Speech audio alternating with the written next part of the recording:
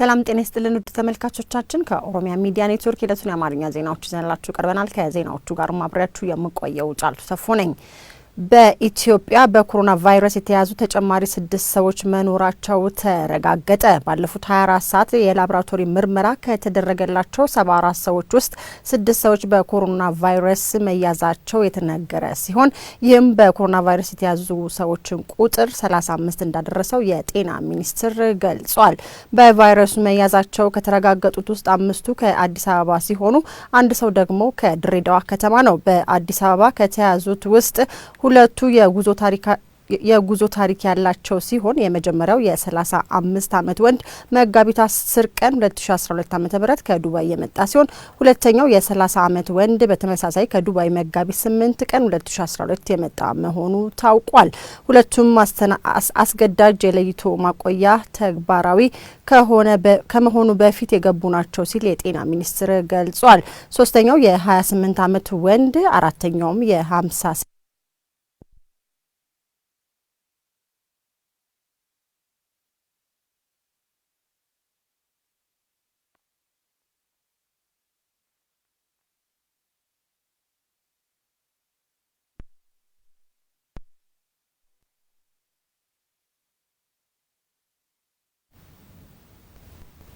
የኢትዮጵያ ምርጫ ቦርድ ቀጣዩ ምርጫ የማራዘም ውሳኔ ላይ ለመድረስ የሄደበት መንገድ ትክክል አይደለም ሲሉ የኦሮሞ ነጻነት ግንባርና የኦሮሞ ፌዴራሊስት ኮንግረስ ገለጹ። ሁለቱ ድርጅቶች ባወጡት የጋራ መግለጫ ሀገሪቱ አሁን ባለችበት ሁኔታ ውስጥ ምርጫውን የማራዘም ውሳኔም ሆነ ከመስከረም 2013 በኋላ ሊኖር የሚችልን መንግስት መወሰን አሁን ላለው መንግስት ብቻ የሚተው ጉዳይ አይደለም በማለት ጉዳዩ አጠቃላይ ሀገራዊ ተሳትፎን እንደሚፈልግም ጠቅሰዋል። ተጨማሪ ዘገባ አለን። የኦሮሞ ነጻነት ግንባርና የኦሮሞ ፌዴራሊስት ኮንግረስ ባወጡት የጋራ መግለጫ የኢትዮጵያ ምርጫ ቦርድ ቀጣዩ ምርጫ የማራዘም ውሳኔ ላይ ለመድረስ የሄደበት መንገድ ትክክል እንዳልሆነ አስታወቁ።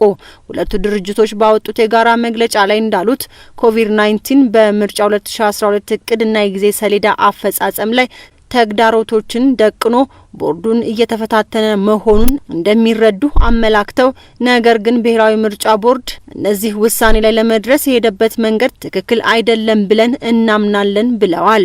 በመግለጫው ቦርዱ ከነዚህ መደምደሚያ ላይ ለመድረስ መጋቢት 12 ቀን 2012 ዓ.ም ገዢውን ፓርቲ ጨምሮ የኦሮሞ ነጻነት ግንባርና የኦሮሞ ፌዴራሊስት ኮንግረስ ኦፌኮ የተገኙበት የፖለቲካ ፓርቲዎች ስብሰባ አዘጋጅቶ ምክክር ተደርጎ እንደነበር ጠቅሷል። በስብሰባው መጨረሻ ላይ ሌላ ዙር ውይይት እንደሚኖር ቢገለጽም ይህ ሳይሆን ቀርቶ ምርጫ ቦርድ ውሳኔ ላይ መድረሱ አግባብ አይደለም ብለዋል። ነገር ግን ወረርሽኙ በሁሉም ዘርፍ የሚያስከትለውን ችግር ለማስወገድ ቅድሚያ በመስጠት የበኩላቸውን እንደሚወጡ ገልጸዋል። ከዚሁ ጎን ለጎን ለቀጣዩ ምርጫ ለመዘጋጀት አስፈላጊው ሁሉ እንዲደረግ ፓርቲዎቹ ጥሪ አቅርበዋል። በተጨማሪም ምርጫውን በተመለከተ ቀጣይ እርምጃ ለመውሰድ ሁሉም ባለድርሻ አካላት መሳተፍ እንዳለባቸው ፓርቲዎቹ አመላክተዋል። ከዚህ ውጪ ምርጫውን ማራዘምና ቀጣዩ የሀገሪቱን እጣ ፋንታ ለመወሰን መሞከር የባሰ ሀገራዊ ቀውስ ሊያስከትል ይችላል በማለት ስጋታቸውንም ገልጸዋል። መግለጫው በተጨማሪም ሀገሪቱ አሁን ባለችበት ሁኔታ ውስጥ ምርጫውን የማራዘም ውሳኔም ሆነ ከመስከረም 2013 በኋላ ሊኖር የሚችልን መንግስት መወሰን አሁን ላለው መንግስት ብቻ የሚተው ጉዳይ አይደለም በማለት ጉዳዩ አጠቃላይ ሀገራዊ ተሳትፎን እንደሚፈልግ ጠቅሰዋል።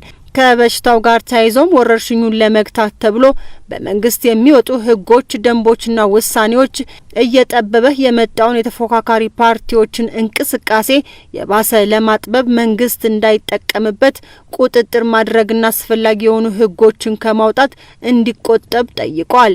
ከዚሁ ጋር ተያይዞ ወረርሽኙን የሚመለከቱ መመሪያዎችና መልእክቶችን በዋናነት ለህዝብ ጤና ጥበቃ ተቋማትና ባለሙያዎች እንዲተው አሳስበዋል።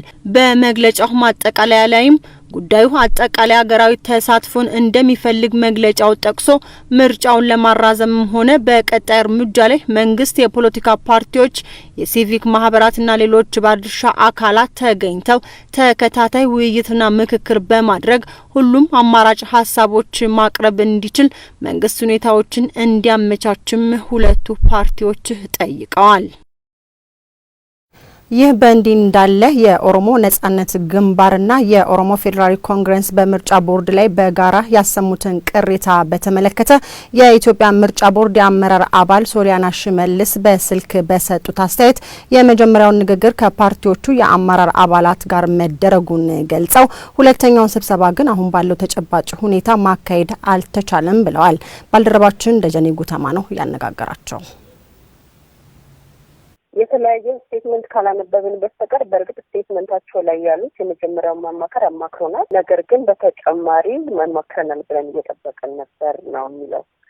እኛም ስቴትመንታችን ላይ እንደገለጽነው ታስታውስ ከነበረ ከፖለቲካ ፓርቲዎች ጋር የመጀመሪያ ውይይት እንዳደረግን ከ45 ፓርቲዎች ጋር ገልጸናል። እኛ ያወጣነው መግለጫ ላይ የነበረው ዝግጅት ምንድን ነበረ ልዩነቱ? ከዛ ውይይት በኋላ ቦርዱ ተስፋ ያደረገ የነበረው በድጋሚ ከፖለቲካ ፓርቲዎች ጋር 14 ቀን የመጀመሪያ መንግስት ክልከላ ሲያልቅ ድጋሚ ውይይት ማድረግ እንችላለን የሚል ተስፋ ነበረ። ያንን በወቅቱ ከተነሱት ጉዳዮች መካከል አንዳንድ የፖለቲካ ፓርቲዎች ድጋሚ መወያየት አለብን ወይም ከ14 ቀን ካለቀ በኋላ ደግመን ብናየው ጥሩ ነው የሚል ሀሳብን ሰጥተው ነበረ።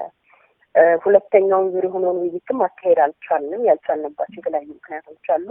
አንደኛው እንደምታውቀው በመንግስት በኩልም በተለይ በሽታው ቁጥር ከጨመረ በኋላ የሚወጡ ሪስትሪክሽኖች ክልከላዎች በጣም ጠንካራ ብለው ነበረ። በሁለተኛ ደረጃም ደግሞ በዛ ውይይት ውስጥ ሲነገር የነበረው ነገር ሁለተኛው ውይይት በድጋሚ የሚያስፈልገው ከዚህ በኋላ ያሉ ሁኔታዎችን ገምግሞ አይቶ ለመወሰን ነው። ሁኔታዎች ሊቀንሱ ይችላሉ፣ በታሰበው መጠን ላይ ጨምሩ ይችላሉ በሚል እሳቤ ነበር የነበረው። ግን እንዳየነው ከዛ በኋላ ተጠቂዎችን ቁጥር ጨምሯል፣ ሬስትሪክሽኖችን ጨምረዋል፣ ክልሎችም የራሳቸውን እርምጃዎች ወስደዋል። ስለዚህ ሁኔታውን እነሱም ይረዱታል በዛ መንገድ በሚል አሰምሽን በተጨማሪም ደግሞ ቦርዱ ተጨማሪ ስብሰባ በመጥራት በጉዳዩ ላይ መደረግ የሌለባቸው መሰረታዊ የሚባሉ መሰብሰብ የመሳሰሉት መብቶች ተገድበዋል። ስለዚህ እነሱን ገደቦች ጥሰን ተጨማሪ ስብሰባ ከምናካሄድ የፖለቲካ ፓርቲዎች ይረዱታል በሚል ግምት ነው ሁለተኛው ስብሰባ ሳይካሄድ የቀረው።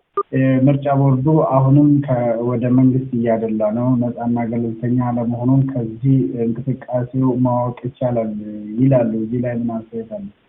እንግዲህ ከዚህ በፊትም በጣም ብዙ ተነጋግረናል። በተደጋጋሚ የሚነሳ ጥያቄ ነው። ነጻነትና ገለልተኝነት እንደምታውቀው በዋናነት የሚገለጸው በውሳኔ ሰጪነት ነው። አንተም ነጻና ገለልተኛ አይደለም ቦርዱ ልትል ትችላለህ፣ እኔም ነጻና ገለልተኛ ነው ልል እችላለሁ።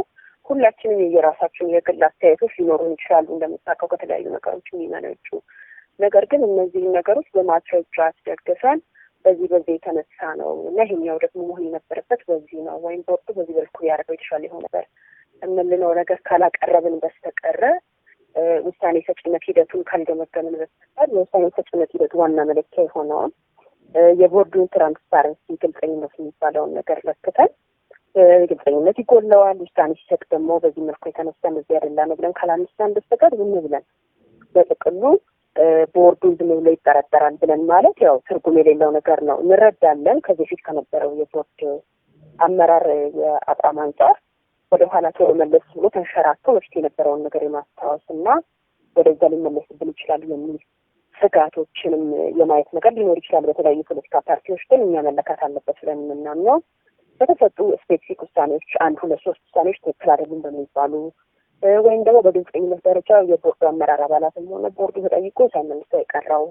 ሳይሰጠው መረጃ የቀረው ካስተሉ ሲሆን ነው አንድ ላይ ተደምረው የገለልተኝነትን ጥያቄ የሚያስነሱት እንጂ በደፈናው እንዲሁ ከበፊት ጥርጣሬ በመነጨ እንደዚህ አይነት አስተያየቶች የሚሰጡ ከሆነ ትርጉም የላቸውም ብለን ነው የምናምነው። በነገራችን ላይ አሁን አንተ ያወራንበት ያለው መግለጫ ላይ እንዳየኸው በቦርዱ በኩል በጣም ተስፋ ሰጪ የሚባሉ ነገሮች እንዳሉ ጠቅሰው በዛ በኩል ደግሞ ሌሎች ደግሞ ቅሬታዎች አሉን ብለው ያነሷቸው ቅሬታዎች ናቸው የተቀመጡትና ልክ አንተ እንዳልከው አይነት ይሄ ብላንክ የሆነ በመቶ እነታተናል አይነት ነገር ሳይሆን ጥረቶቹ በረታቱ ሆኖ ደግሞ መቀጠልና ማስተያየት መስጠት ያለብን ጉዳዮች አሉ የሚል የሚዘት ነው ያለውና ቀደም እንዳልኩ የመጀመሪያው የግልጸኝነትና የውሳኔ ሰጭነትን ገለልተኝነት በደንብ አይቶ ውሳኔ ላይ መነጋገር ነው። በኮሮና ቫይረስ በሽታ ምክንያት የተጣለውን የትራንስፖርት እገዳ በተላለፈ አሽከርካሪ ሳቢያ ሞት አደጋ መድረሱ ተነገረ። መጋቢት 25 ቀን 2012 ዓ.ም ጠዋት ረፋድ ላይ በድሬዳዋ አስተዳደር ሀረላ ተብሎ በሚጠራ አካባቢ የኮሮና ቫይረስ ስርጭትን ለመከላከል በአስተዳደሩ የተላለፈውን የህዝብ ትራንስፖርት እገዳ በመተላለፍ ሰዎችን ጭኖ ሲጓዝ የነበረው የሰሌዳ ቁጥሩ ኮድ 3 ኦሮ 52818 ሚኒባስ ተሽከርካሪ ከሀረር ወደ ድሬዳዋ አቅጣጫ ይጓዝ ከነበረ ፌሰር አይሱዚ ጋር በመጋጨቱ በሚኒባሱ ውስጥ ተሳፍሮ የነበረ አንድ ታዳጊ ወጣት ህይወቱ ወዲያውኑ አልፏል። እገዳውን ተላልፎ ሲያሽከረክር የነበረው አሽከርካሪ የአካል ጉዳት ደርሶበት የሕክምና እርዳታ እየተደረገለት ይገኛልም ተብሏል። አሽከርካሪው ከአደጋው ቀደም ብሎ በፖሊስ አባላት ማሽከርከሩን እንዲያቆምና የጫናቸውን ተሳፋሪዎች እንዲያወርድ ቢጠየቅም ጥሶ በመሄድ ከጥቂት ጉዞ በኋላ በድጋሚ ሌሎች የፖሊስ አባላትን ጥሶ ለማለፍ ሲሞክር አደጋው ሊደርስ መቻሉን የድሬዳዋ ከተማ ፖሊስ አስታውቋል። የኬንያ ጤና ሚኒስቴር በኮቪድ-19 ምክንያት የ6 ዓመት ወንድ ልጅ ህይወቱ ማለፉን አስታወቀ። ታዳጊው ከዚህ ቀደም የጤና እክል እንደነበረበትም ተነግሯል። ከዚህም በተጨማሪ ባለፉት 24 ሰዓት በተደረገው ምርመራዎች በኮሮና ቫይረስ የተያዙ ተጨማሪ 12 ሰዎች በሀገሪቱ መገኘታቸው ተገልጿል። የጤና ሚኒስቴር እየሰጠ ባለው መግለጫ በኬንያ በቫይረሱ መያዛቸው የተረጋገጡ ሰዎች ቁጥር 122 መድረሱንም አስታውቋል። ከዚህም በተጨማሪ በቫይረሱ የሞቱ ሰዎች ቁጥር 4 እንዲሁም ደግሞ ከበሽታው አገግሞ ከጤና ተቋም የወጡ ሰዎች ቁጥርም በተመሳሳይ 4 ነው ተብሏል። ዘገባው የቢቢሲ ነው። በዓለማችን ለኮሮና ቫይረስ የተጋለጡ ሰዎች ቁጥር ከ1 ሚሊዮን መብለጡ ተነገረ። ዜጎቻቸውን በቫይረሱ ከተያዙባቸው ሀገራት አሜሪካ፣ ጣሊያን፣ ስፔን፣ ጀርመንና የወረርሽኙ መነሻ የሆነችው ቻይና ከ1 እስከ 5 ቀዳሚውን ስፍራ ይዘዋል። በስፔን በ24 ሰዓት ውስጥ ብቻ ከ150 በላይ ሰዎች በኮሮና ቫይረስ ህይወታቸው ማለፉ ተሰምቷል። በዓለማችን ከ53 ሺህ በላይ ሰው በቫይረሱ ህይወቱን አጥቷል። አዳነ ተስፋዬ ተጨማሪ ዘገባ አለው። Chinese cities. It's caused by a novel coronavirus. ስለ ኮሮና ቫይረስ ምን ያህል አውቃለሁ ብሎ ያስባሉ? በእርግጠኝነት መናገር የሚቻለው ኮሮና ቫይረስን አውቃለሁ ብሎ የሚናገሩትን ያክል እንደማያውቁት ነው። የዛሬ 4 ወር ገደማ ተከሰተ። የኮሮና ቫይረስ ዝርያ መሆኑን ለማወቅ ጊዜ ፈጅቷል። የዛሬ 3 ወር ገደማ ከሰው ወደ ሰው እንደሚተላለፍ ተደረሰበት። ከዛ በፊት ከእንስሳት ወደ እንስሳት የሚተላለፍ አድርገው ነበር የተናገሩት። ከዚያ የሚያስከትለው በሽታ ስም ወጣለት፣ ኮቪድ-19 ተብሎ። የኮሮና ቫይረስ በሽታ በ2019 የተከሰተ የሚለው በአጭሩ ሲጻፍ ማለት ነው። መጀመሪያ የዓለም ጤና ስጋት ተደርጎ ታወጀ። በዚህ ብቻ በቁጥጥር ስር ማዋል አልተቻለም። አሁን የዓለም ወረርሽኝ ተብሏል። ስለ ኮሮና ቫይረስ የሚታወቀው በሂደት እየጨመረ ነው። የጤና ባለሙያዎች ሳይቀሩ አዳዲስ ነገሮችን ገና በመመርመር ሂደት ላይ ናቸው። በሽታው ታማሚውን አካሚውን እኩል እያጠቃ ነው። በጣሊያን በሺዎች የሚቆጠሩ የሕክምና ባለሙያዎች ተጠቅተዋል። ከኢሲያ እስከ አሜሪካ፣ ከአውሮፓ እስከ መካከለኛ ምስራቅና አፍሪካ መላውን ዓለም በስጋት ማራዱን፣ ብዙዎችን ለህልፈተ ሕይወት መዳረጉን፣ ከጤና ችግርነት አልፎ የኢኮኖሚና የፖለቲካ ቀውስ ማስከተሉን ተያይዞታል። በቻይና ተቀስቅሶ በፍጥነት በርካታ ሀገራትን ማዳረሱን የቀጠለው አደገኛው የኮሮና ቫይረስ ወረርሽኝ ኮቪድ-19 በቻይናው ውሃን ግዛት ለመጀመሪያ የታየውና እያደር እየተስፋፋና በወረርሽኝነት መልክ በመከሰት አህጉር ተሻግሮ ወደ ተለያዩ የዓለማችን አገራት በመዛመት ብዙዎቹን ማጥቃቱን የቀጠለው ኮሮና ቫይረስ ይህ ዘገባ እስከተጠናከረበት ድረስ አሜሪካ 245175፣ ጣሊያን 115242፣ ስፔን 112065፣ ጀርመን 84789፣ የወረርሽኙ መነሻ የሆነችው ቻይና 81620 ዜጎች ቻቸው በኮሮና ቫይረስ መጠቃታቸውን በይፋ አስታውቋል። ለኮቪድ-19 የተጋለጠው የመጀመሪያው ሰው መገኘቱ በምርመራ ከተረጋገጠ የ4 ወራት ዕድሜ አስቆጥሯል።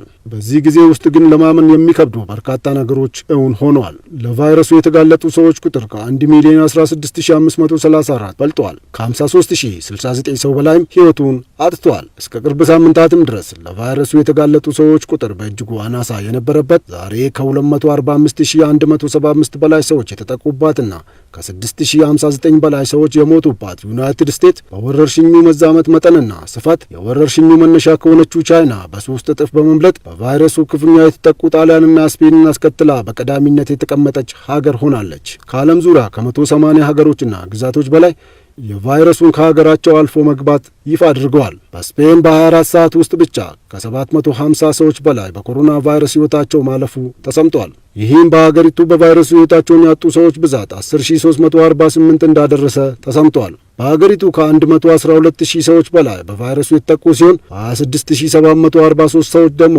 ከቫይረሱ ማገገማቸውን ጆን ሆፕኪንስ ዩኒቨርሲቲ ያወጣው መረጃ ያሳያል። ደቡብ አፍሪካ ከ47000 በላይ ሰዎችን ብትመረምርም የወረርሽኙ ሙሉ ስዕል ለማወቅ የበለጠ ምርመራ ያስፈልጋል ብላለች። በሀገሪቱ ውስጥ እየተዛመተ ያለውን የኮሮና ቫይረስ ወረርሽኝ ስርጭት ለመቆጣጠር ፈጣን ምላሽ እንደሚያስፈልግ የደቡብ አፍሪካ ጤና ሚኒስቴር አስታውቋል። የጤና ሚኒስቴሩ ዙዌሊ ሚኪሌ እንደገለጹት ደቡብ አፍሪካ 47541 በኮሮና የተጠረጠሩ ሰዎችን የመረመረች ቢሆንም የወረርሽኙ መዛመት አለመዛመት ሙሉ ምስሉን ለማግኘት የበለጠ መሰራት አለበት ብለዋል። በፍጥነት ስራዎችን ካላከናወን ሊያጥለቀልቀን ይችላል በማለት አስጠንቅቀዋል። እስካሁን ባለው መረጃ በሀገሪቱ ውስጥ 1462 ሰዎች በቫይረሱ መያዛቸው የተረጋገጠ ሲሆን ሀገሪቷም ለ21 ቀናት እንቅስቃሴ በማገድ ሁሉን የመዝጋት ውሳኔ አስተላልፋለች። በተለይም በሰኔ ወር የሚከሰተውን የጉንፋን ወይም ኢንፍሉዌንዛ በሽታም ተከትሎ በርካታ ህመምተኞች ወደ ጤና ማዕከላት ሊጎርፉ እንደሚችሉ ጠቁሞ ይህም ሁኔታ የኮሮና መዛመትን እንደሚጨምረውም ፍራቻቸውን ሚኒስትሩ አጋርቷል። ከጊዜ ጋር ሩጫ ነው የተያያዝ ነው ያሉት ሚኒስትሩ ሀገሪቱ መረጋጋት ላይ ብትሆንም ከፍተኛ ማዕበል ሊያጋጥመን ይችላል በማለት አስረድተዋል። እስካሁን እየመረመሩ ያሉት ምልክቱ የታየባቸው ሰዎች ቢሆንም በቀጣይነት ወደ ተጨናነቁ መንደሮች በመሄድ ምርመራ እንደሚያደርጉም ጠቁመዋል። ደቡብ አፍሪካ ካሏት ቋሚ መመርመሪያዎች በተጨማሪም 67 ተንቀሳቃሽ መመርመሪያ ተሽከርካሪዎችንም መድባለች። ግለሰቦች ምልክቱ ታይቶባቸው ወይም ታሞ ወደ ሆስፒታል ከመምጣታቸው በፊትም በየአካባቢያቸው ተመርምሮ ያለውን ሁኔታ መረዳት ያስፈልጋል ብለዋል ሚኒስትሩ። ውድ ተመልካቾቻችን ሰላሙን ሁሉ እየተመኘንላችሁ ከኦሮሚያ ሚዲያ ኔትወርክ ለዕለቱ ያዝናቸው የአማርኛ ዜናዎች እስካሁኖቹ ናቸው። ከቀሪ ፕሮግራሞቻችን ጋር መልካም ጊዜ ተመኘውላችሁ።